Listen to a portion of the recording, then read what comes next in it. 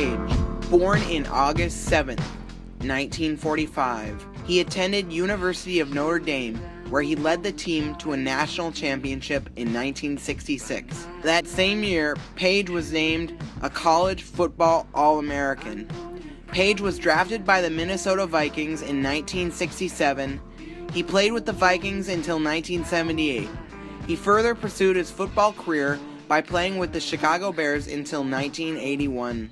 In 1988, Page was further honored with his induction into the Pro Football Hall of Fame. While playing for the Vikings, Page attended the University of Minnesota Law School, receiving his Juris Doctor in 1978. In 1985, Page was appointed Special Assistant Attorney General. Thereafter, promoted to Assistant Attorney General. The Page Education Foundation was founded in 1988 by Page and his wife, Diane. It has awarded academic grants to over 6,000 students. In 1992, Page was presented with the Silver Anniversary Award for achieving personal distinction. That same year, he was elected to an open seat as an Associate Justice to the Minnesota Supreme Court. Page was reelected in 1998, 2004, and finally in 2010. In 1993, he was inducted into the College Football Hall of Fame. In 1999, Page was ranked number 34 on the Sporting News list of the 100 greatest football players, the highest-ranking Viking player. Few words can really sum up Alan Page. He is a leader, an athlete, and a loving husband and father. Please welcome Alan Page.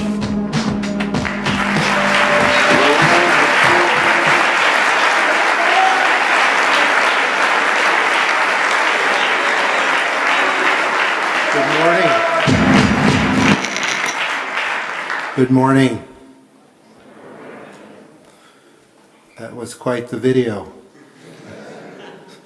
Wonder who that was about. Let me begin by saying thank you for allowing me to share my thoughts with you here this morning.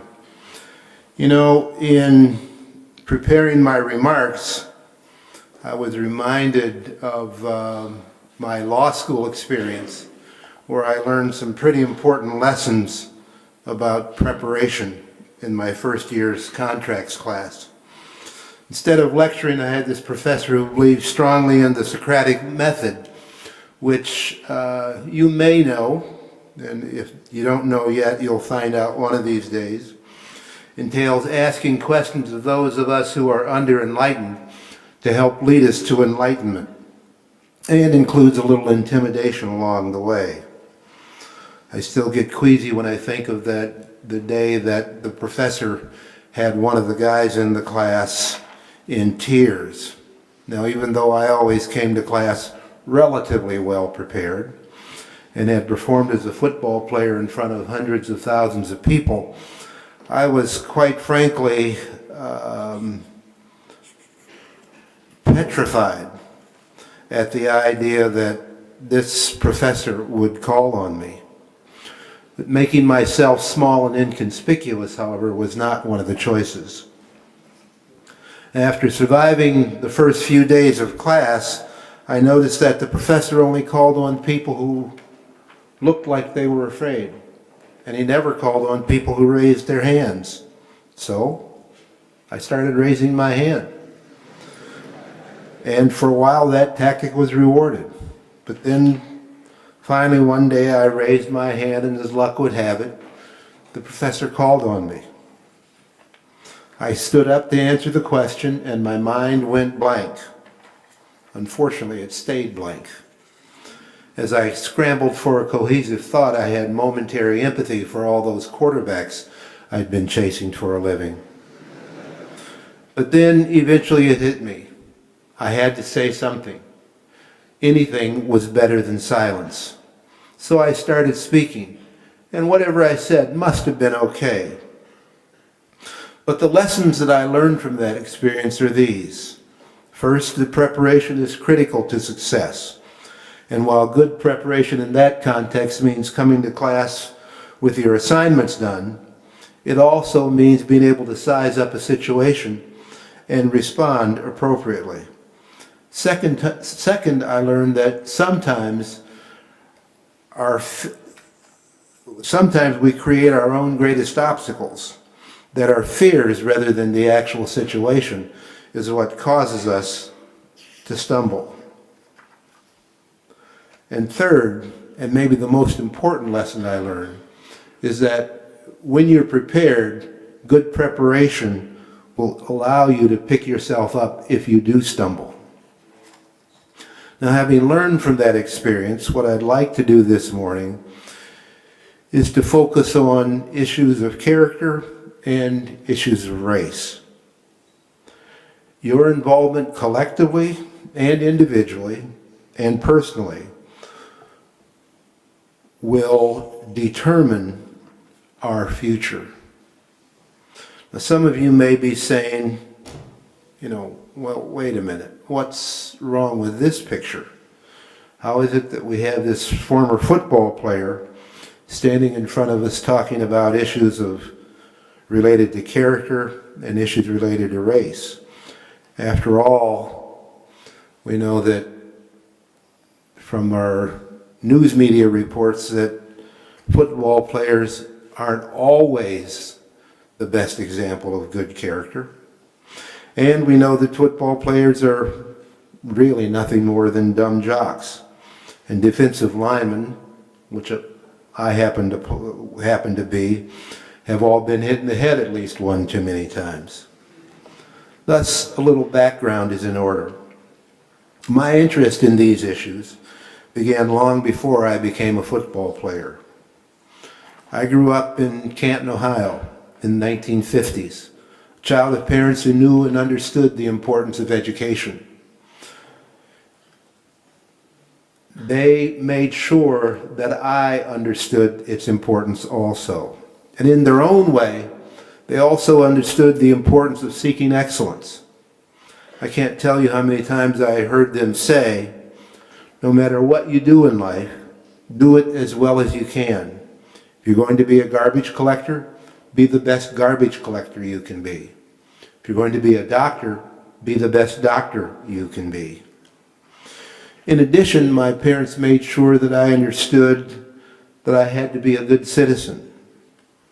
Now, Canton, Ohio is the home, as you may know, of the National Football League Hall of Fame. To say that in that community football was important would be a gross understatement. Growing up there, a couple of things struck me early on. One was the fact that opportunities for some like me were generally limited. If things went well, I might be able to find a job in a steel mill. Now, don't get me wrong, there's nothing wrong with jobs in steel mills. But for me, I recognized early on that because of the dangerous, dirty, and most importantly for me, repetitious nature of the work, it wouldn't be a good fit. I was also struck by stories I'd heard about lawyers, how they drove big fancy cars, made lots of money, and spent Wednesday afternoons playing golf. I also watched a little too much Perry Mason. Now, all of this was long before I had any interest in football. So when people asked me what I wanted to do when I grew up, I would, sort of weigh law, steel mill, lots of money, repetitious, dirty, dangerous work, law, fancy cars. I would say I wanted to be a lawyer. There was also another aspect of my interest in the law. That aspect was grounded in events that took place long before I was born. In 1856, that's 1856, the United States Supreme Court decided Dred Scott v. Sanford. And in its decision, the court, referring to the class of persons who had been imported as slaves, noted among other things, and again, I quote, "They had for more than a century before been regarded as beings of an inferior order, and altogether unfit to associate with the white race, either in social or political relations, and so far inferior that they had no rights which the white man was bound to respect.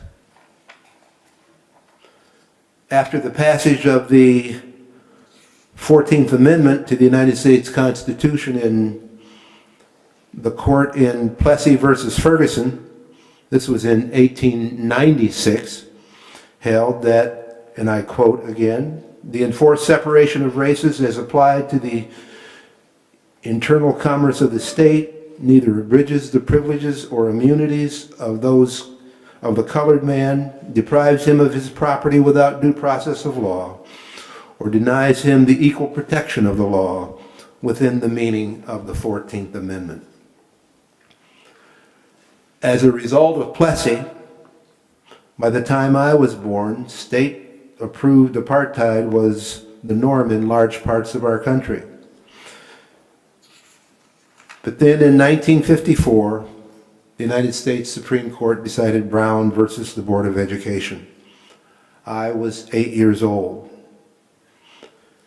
In Brown, the court, in simple but eloquent words, sounded the death knell for that apartheid system. The court held, we conclude that in the field of public education, the doctrine of separate but equal has no place. Separate educational facilities are inherently unequal. Now, I recall reading newspaper articles about the court's decision in Brown. From those articles and Brown's words, I developed a sense of the real power of the law. For me, that power was hope. Hope that if an educational system could be changed in the South, it could be changed anywhere. Hope that fairness would prevail and that issues related to equality of opportunity might one day be resolved. As I look back, some of my ideals may have been naive. But as I continued to learn about the law, I came to believe deeply in the principle of equal justice under law. These weren't just words for me. They had meaning, and they still do. It is through this lens that I see the future. At times, what I see isn't very pretty. Rampant greed, gratuitous violence, bullying, athletes who seem more interested in taunting their opponent than playing the game, and politicians saying one thing but then doing something entirely different. In my view, what all of this reflects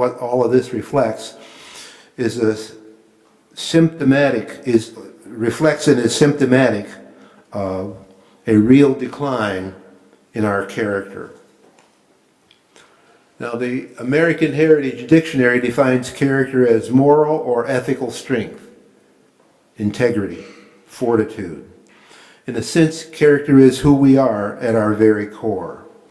It's what determines what we believe and how we choose to respond in any given situation. Now, character is not something that we're born with, nor does it develop automatically.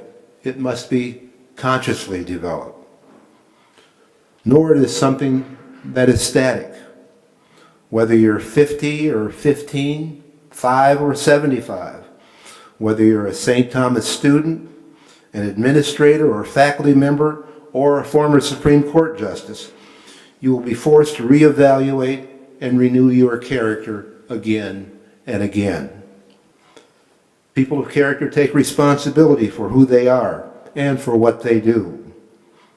To resist the pressures and temptations that seduce us to make the easy choices rather than the right choices. To be a person of character takes a strong person. Now, I don't mean strong in the physical sense, for physical stature really has nothing to do with character. I do mean strong in the sense of believing that each one of us has an obligation to act in ways that builds rather than diminishes our character and the character of those around us. That means we must be honest and trustworthy, saying what we mean and meaning what we say. It means keeping our promises, playing fairly, telling the truth, making decisions with others in mind, always treating people with respect, and respecting ourselves. It means working to figure out the difference between right and wrong, and then doing what is right, no matter how painful or inconvenient it may seem at the time. The fact that I was once considered to be a great football player, or that I was a Supreme Court justice, doesn't by itself mean that I'm a man of good character. The fact that the color of your skin may be different from mine doesn't mean that I am not a man of good character. The fact that your language or religion may be different from mine doesn't make either one of our characters better or worse. The outward differences which identify us as individuals do not define the content of our character. That is only defined on an ongoing basis by how we act. Finally, there is the issue of race. Now, I recognize that discussions of race can be extremely uncomfortable and are never easy. That is so in part because what one person sees as innocent conduct, another may see as racially motivated. And no one wants to be labeled a racist. Moreover, even innocent conduct can have a negative effect when it comes to issues of race. Sometimes the race card is openly and blatantly played. Sometimes its use is more subtle. And sometimes the card being played isn't the race card at all. But the effect is such that there is a racial impact. Clearly, things have changed for the better. Now, you all are too young to have seen any of this in person, but there was a time when there were whites only and colored only signs at drinking fountains and in restaurants. Those signs are gone. They were clear symbols of that state-sponsored apartheid that I was talking about.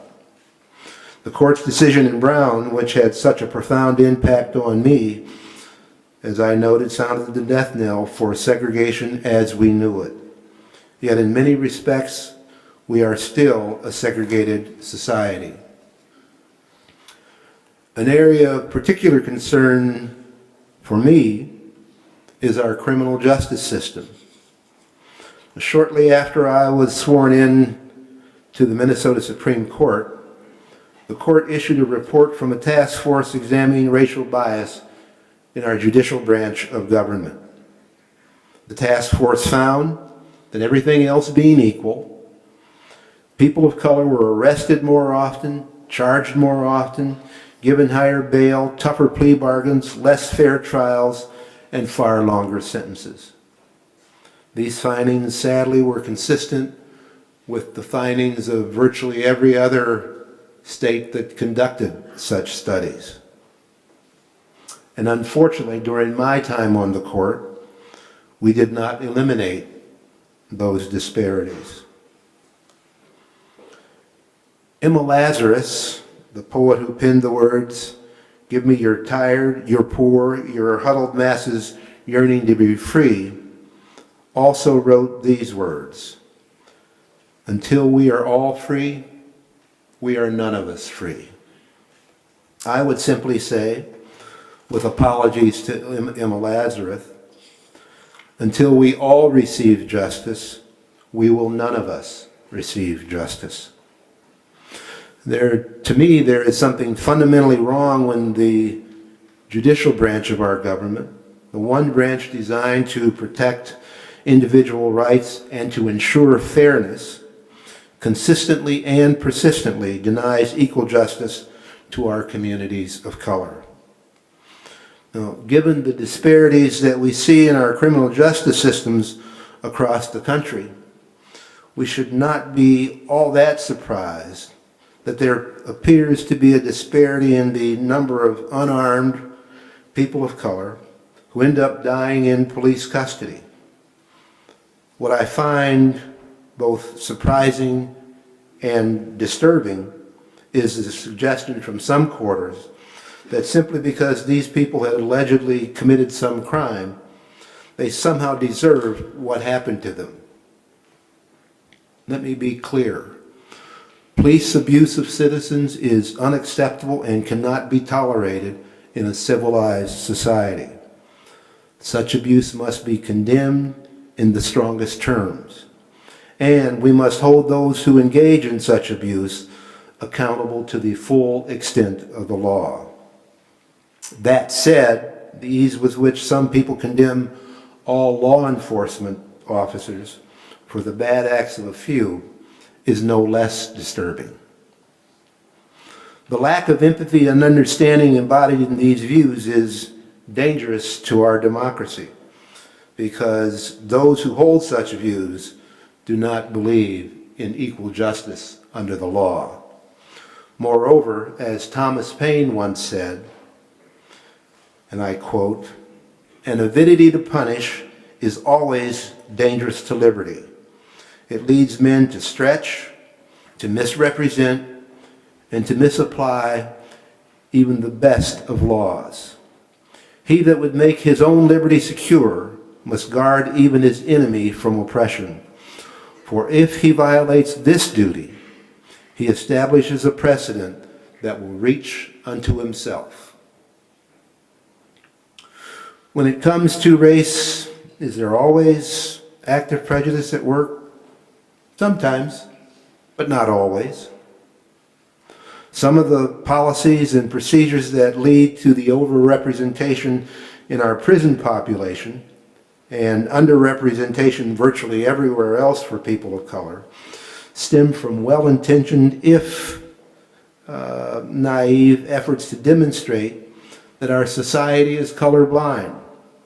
Other policies and procedures seem to result more from indifference than from outright prejudice.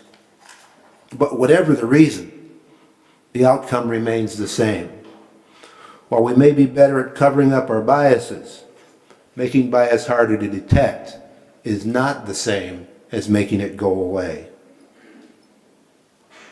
Living in a colorblind society should not require that we live in a society that is blind to racial injustice. What can you do? What can we do? Identifying the problem and complaining is simply not good enough. Rhetoric without action is self-defeating. Lashing out in anger in the streets is both ineffective and counterproductive.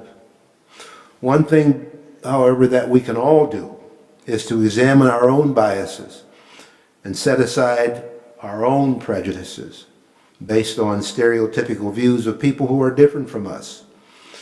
We need to make sure that our actions with respect to other people are based on the individual rather than some perceived characteristics of a disfavored racial group. Now, because the problems facing us seem complex, we tend to think in terms of complex solutions. Or we think it's, quite frankly, somebody else's problem. As a result, individual effort seems insignificant. But I believe the steps that we take individually are significant. Ultimately, whether we're talking about character or race, the problems we face are people problems, and the solutions will be found in the involvement of people like me and people like all of you. Some would say, no, the problems are too big and too complex for one person to impact. Now, I believe those people are wrong. You don't need to be a football hero or a Supreme Court justice to make change happen. Everyone here, and I emphasize everyone here, has the ability, the opportunity, and I believe the obligation to make this world a better place. All we have to do is act. A quote from Robert Kennedy, taken from a speech that he gave in 1966 at the University of Cape Town in South Africa, symbolizes for me the impact that each of us can have when we act. Seems to me it has special meaning when we consider the changes that have taken place in South Africa since 1966. What he said is this: each time a man, and I would add a woman, stands up for an ideal or acts to improve the lot of others, he strikes out against injustice, he sends forth a tiny ripple of hope. And crossing each other from a million different centers of energy and daring, those ripples build a current that can sweep down the mightiest walls of oppression and resistance. When we put our hearts, our minds, and our bodies to the task, when we act, we can change our individual as well as our collective character and begin to address the seemingly intractable problems of race. In the process, we can bend the arc of history towards peace and justice for all. As the noted environmentalist and child author Dr. Seuss said in the Lorax, unless someone like you cares a whole awful lot, nothing is going to get better. It is not. Thank you.